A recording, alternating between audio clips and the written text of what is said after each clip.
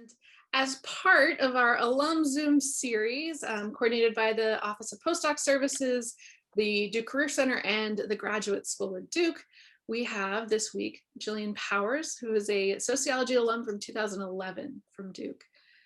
So Jillian, thank you for joining us. And I'm going to start running through the standard 5 questions that we have for folks. So will you tell us about your background? Sure. And I am also here for you guys. Thank you for taking your time to spend with me. So if there's any question you want to ask, I'm always available. And there's nothing that's not on the table. So I just want to say that off the bat. So my background. So sociology, PhD, where I was a qualitative sociologist who did work in comparative historical. My dissertation was a 3-case study of homeland tourism, where I went with people who had a diasporic connection to a homeland, and they used tourism as the mediation to what that meant, right? So I learned through that process that I'm really good at explaining awkward situations, because that's really what that was, right? How do we connect to something that we see as our heritage and our ancestry, but through this sort of touristic and mediated lens? So that was my research. From Duke, I had a postdoc at WashU in St. Louis, where it was in American Culture Studies before they had a Soc program. And so it was basically to make sure that there were some Soc classes that were being offered, but also to contribute to a more of a interdisciplinary Americanist community, which was absolutely fantastic again. So I'm leaning again more towards the humanities, as you see, which makes it a little challenging sometimes to get an academic job, especially if you're interdisciplinary. So from there, I was back on the job market, and I actually turned down a tenure track job. I do not regret it. We could talk about that later, in cultural studies, which is like a unicorn of a position, right? So I then went to Brandeis because I was chasing prestige a little, and I'm okay with that now. And I had a good time there. I love the students. It was another postdoc. And then the academic job market hit, and it wasn't easy getting a job. And my postdoc turned into a lectureship, and then it's like, what am I going to do my next year? Like, I can't do this again. Like, I'm too far ahead, and now I'm competing with the fresh shiny new smell of people coming out of their PhDs. And so I'm like, I'm in a position now structurally where I know that like the system is not providing me with the resources and like the skills that I need to be able to succeed. And so actually, when I was still at WashU, I came across this article in The Atlantic about applied business anthropology, and they showcased this company called Red Associates, which the last time I spoke to Duke, I was working for them. And I put it in my calendar for 2 years into the future, being like, if you still hate your job, if you don't have that tenure track position, if you're still like in that sort of space, if your book hasn't come out yet, maybe it's time to consider this. And so I was there and I considered it, and I applied, and I got the job, and I finished out the year, and then I went to Red, which is an innovation consultancy, which is like they use anthropology and a more sort of theoretical lens to help clients understand mostly like emerging markets and things like that. From there, I got fired. So Red fired me, and I was unemployed for a while. Then my dog died. It was very sad. And so now I'm poor and I'm sad. And then I wound up getting a job working for a colleague who I knew before I got my PhD. He's the reason why I got a PhD, honestly. And so we reconnected. And then I wound up doing like what I was kind of learning through all of this, which was like qualitative methods for strategy and thinking about what you should do next, which it actually has words in this field called design thinking and human-centered design and insights, right? So it actually is a thing. And from that experience, I was like, Murray, thank you so much. You reminded me that I'm good at stuff.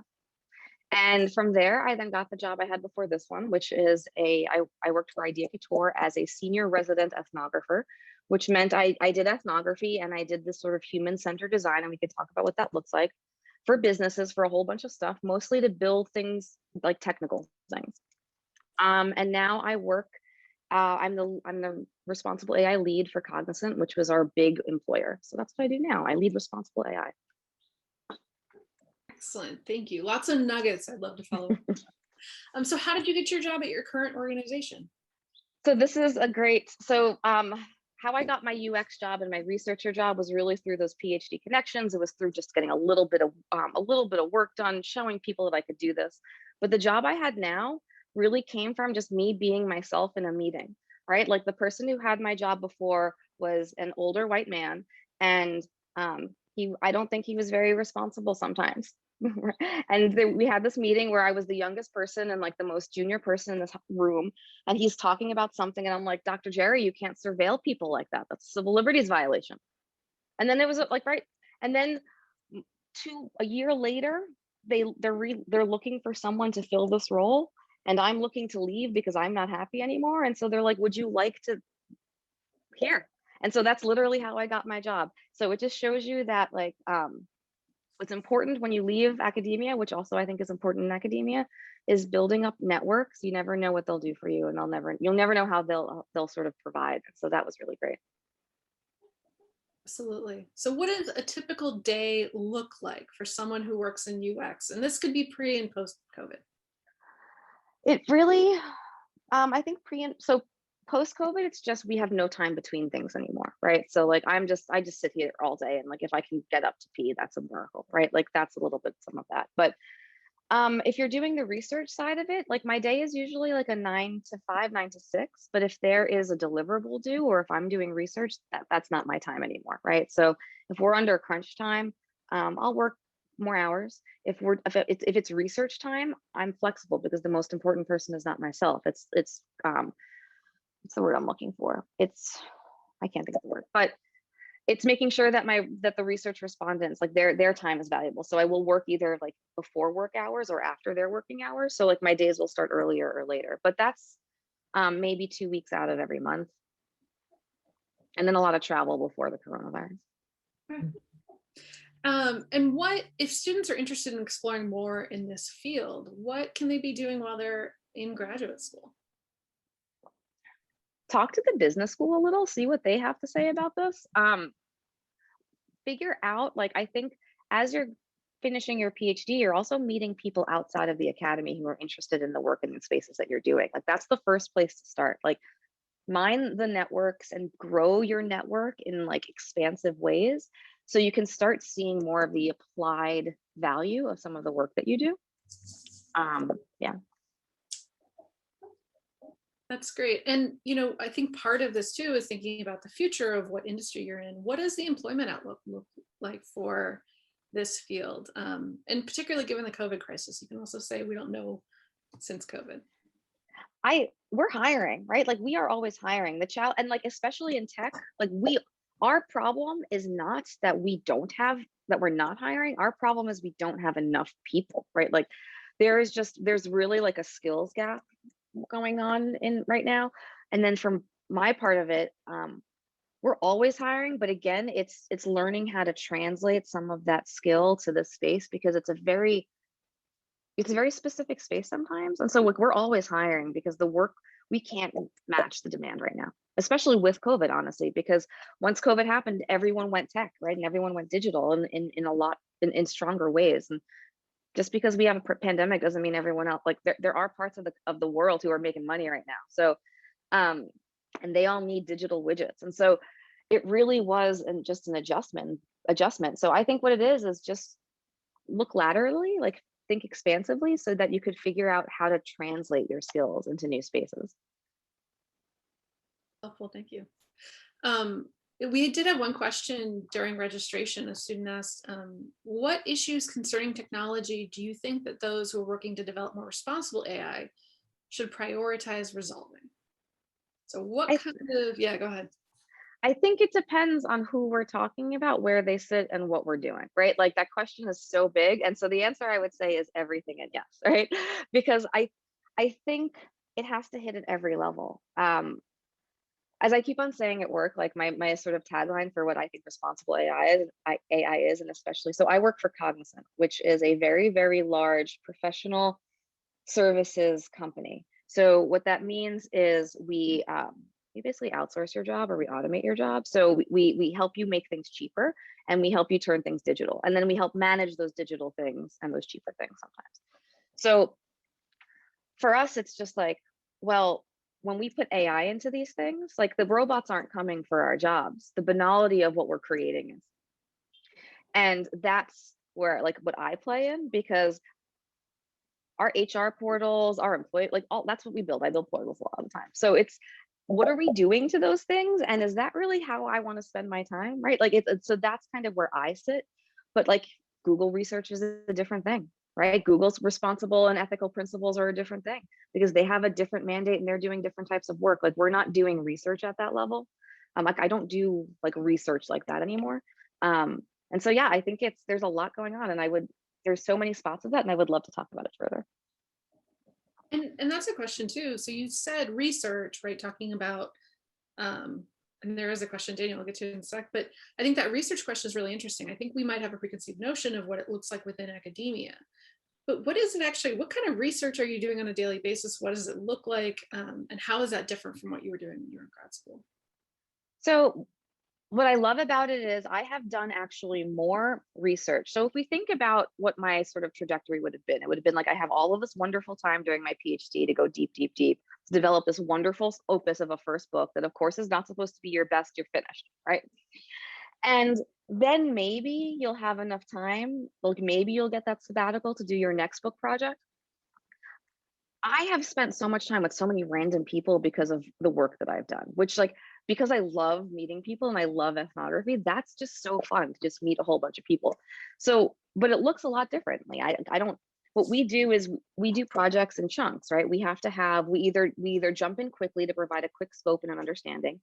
And that's like maybe a week, or we jump in a little bit longer and that'll be 2 weeks. And then we might do more sort of research like chunks like that with different markets, different types of populations, different users. But for the most part, smaller sample sizes, like the writing is way more like compact, and I like to build really like creative and visual outcomes from that, so that, and then the other thing is like it's strategic, so it's like here's what I'm seeing, here's the implication, here's why it matters for you, and here's what you should do. And so that's what I do. Well, and we do have a question from the Yeah. chat. Do you interact with scientists who are building the AI systems that you deal with, and what's that dynamic like? Yes. So the answer is yes, because you have to, right? There's no way to actually do this if we're not. And it's a little bit of a challenge because I'm learning all of that as we go too, right? So, and it depends on who, right? So it's like the data scientists who are doing the modeling, the data scientists who are collecting the training data. So it really just depends. What I've learned so far is that when I want to think about the solution, or I start talking about the problems, I sometimes it gets lost in translation when it comes to the scientist, and we wind up really getting technical about the model, which is important, but like that's not where we need to think yet in some of this work. But we do, like that's the whole point of it. And then another part of my job is the people then that we would deploy into our clients' organizations who would do the data science work. How can we make them have this perspective as well, so that I am not the only, that all of responsible AI does not sit on one person's shoulders or like one governance model or assessment. And so a part of this is also building out like training and like a pedagogy for this. So that's, yeah. So that's how another way that we're working on communicating with the scientists is also the salespeople too.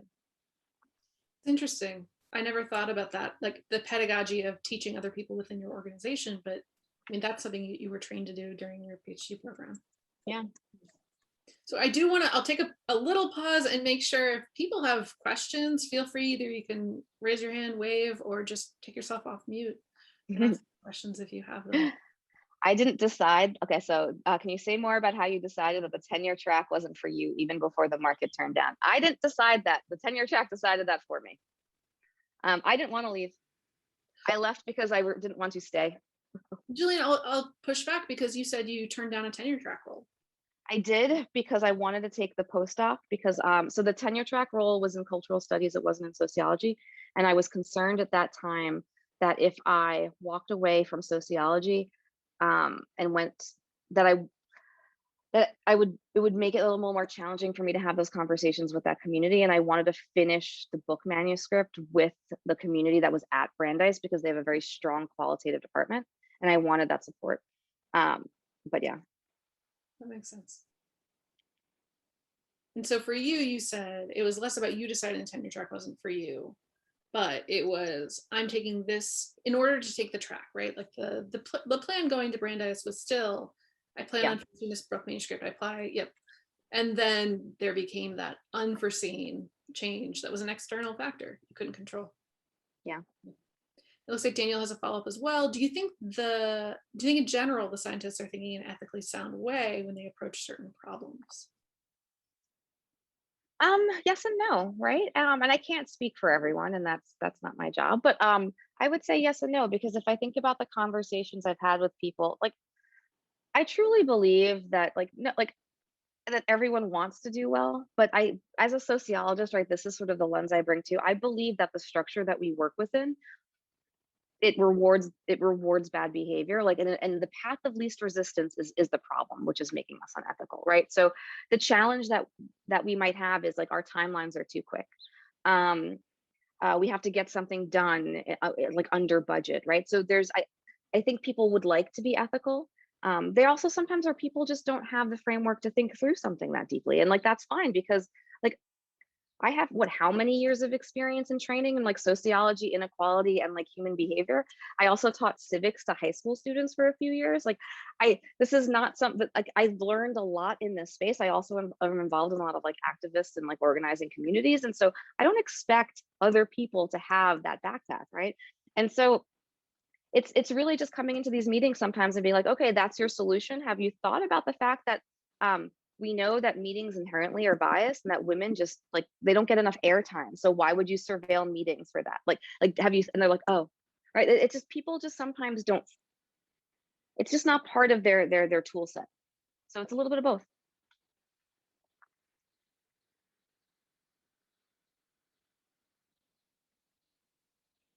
Yeah, no problem. Any question, honestly, it's all on the table. Like I will. I'm a very open book when it comes to these things.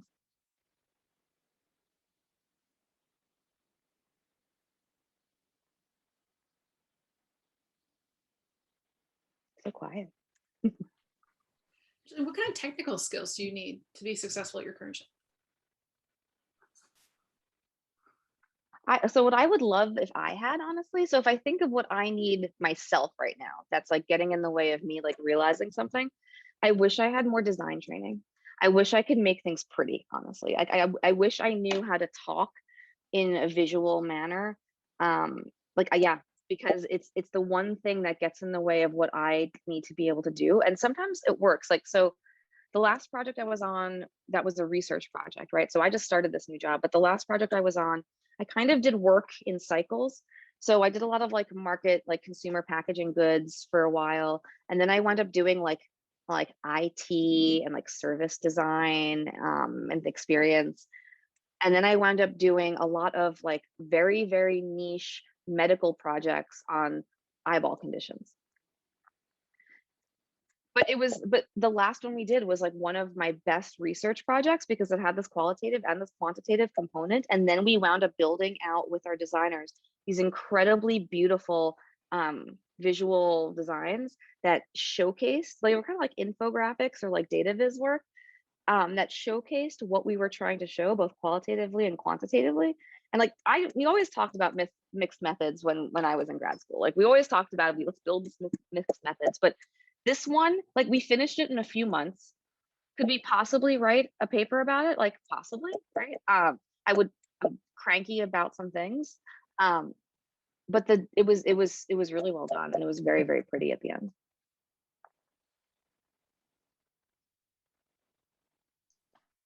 I was Yeah. wondering too, if you could share your process. As we were hopping on, we are talking about kind of figuring out what to do after your PhD and how you end up in a certain path. And you found a picture, or you thought of something you had made several years ago. I'd love if you could talk a little about that. Yeah.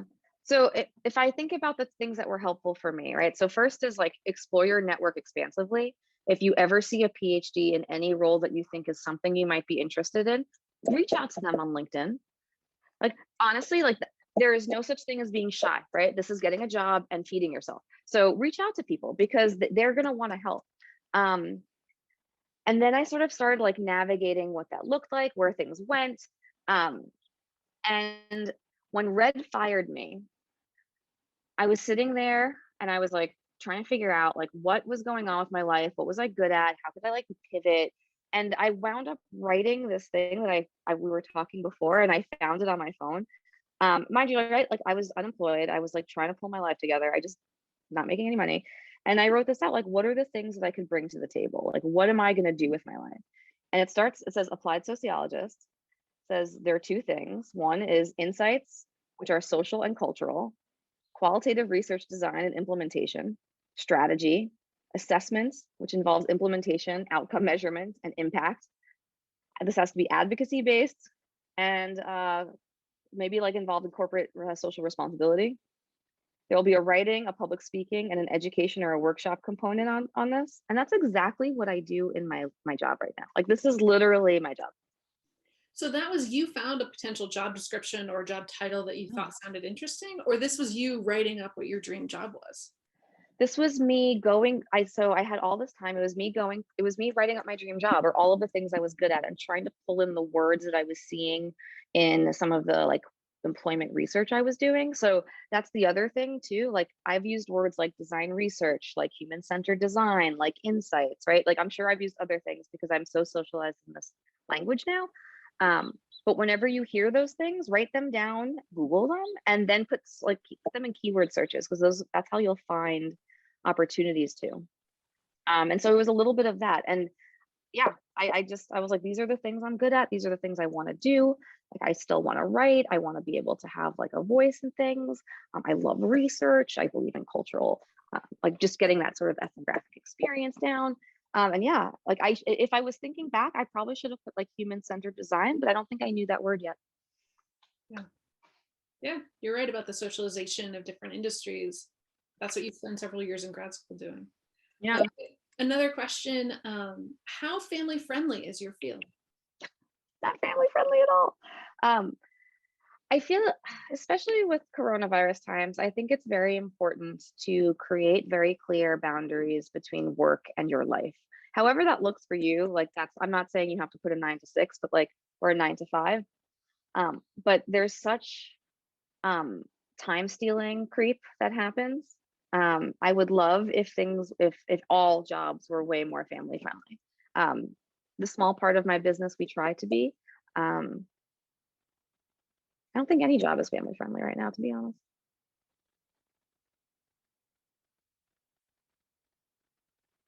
But like in tech itself, like the benefits are kind of cush, so maybe, but the hours I think aren't.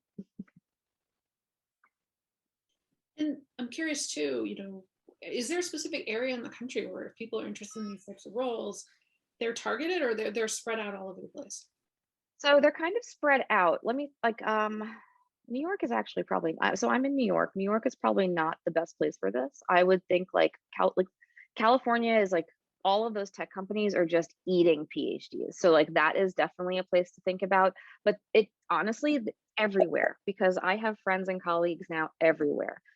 Because you could do this work for anyone, right? This is not industry specific. This is not location specific. If you want to live where you want to live and do this for small, like little companies in your area, you could do this. If you want to do this type of approach with like community organizations and nonprofits in your area, like this is what you can do. I have a friend and a colleague who I've been talking to and mentoring, and they're going up for a position right now to be the design researcher for a major city in this country, right? And they didn't know what the word design research meant before, right? And so it really is, these skills are transferable. Like you bring something to the table. It's just learning that language, and it could take you wherever you want to be. Like I think the thing about academia was, right, I had no control over anything, right? I had to live wherever, if that's where the job came.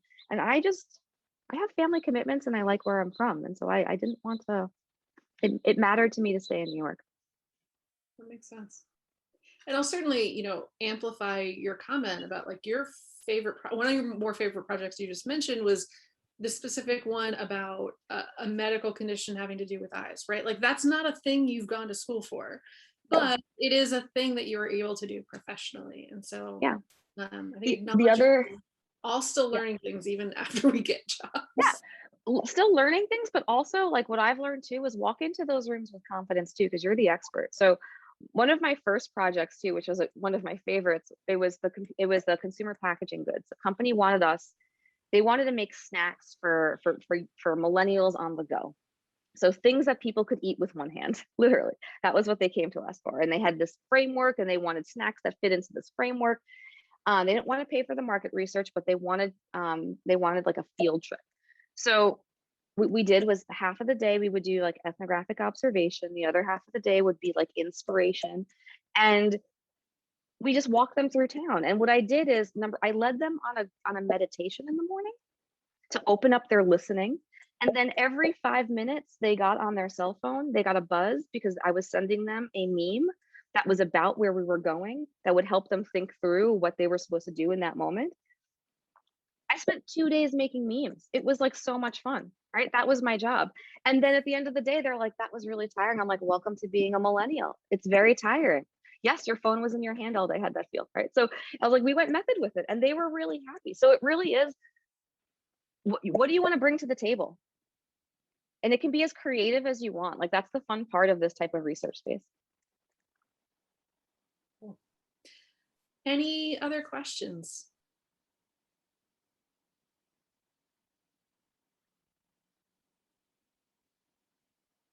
Anything about like resumes, CVs, salaries, entry-level positions, talking to other people, anything. What's an average salary for a PhD in this field? I've heard a lot of things going around recently. There's like a Slack channel I was on. They were saying that someone was offering them a job for like $45,000. And I was like, absolutely not, right? Like I would say like 75 plus should be a starting salary. And obviously depending on cost of living, where you're, all that stuff. Very cool. Well, I want to be cognizant of time for everyone. Yeah. Thank you so much for your time, Jillian. And I think everyone might have your LinkedIn through the confirmation, but thanks everyone for being here. Laura, I have a question. I figure I just speak because might not have time for me to type it out. So Jillian, nice to meet you. First of all, thank you for sharing your feedback, sharing your thoughts. I was just curious, do most of the companies nowadays ask consultancies to do their research for this type of things, or are they doing a lot of it in-house? What do you think? Great like, question. would Google hire someone to head like a responsible AI or ethical AI department? Do you foresee people going that way, companies going that way, or the other way around?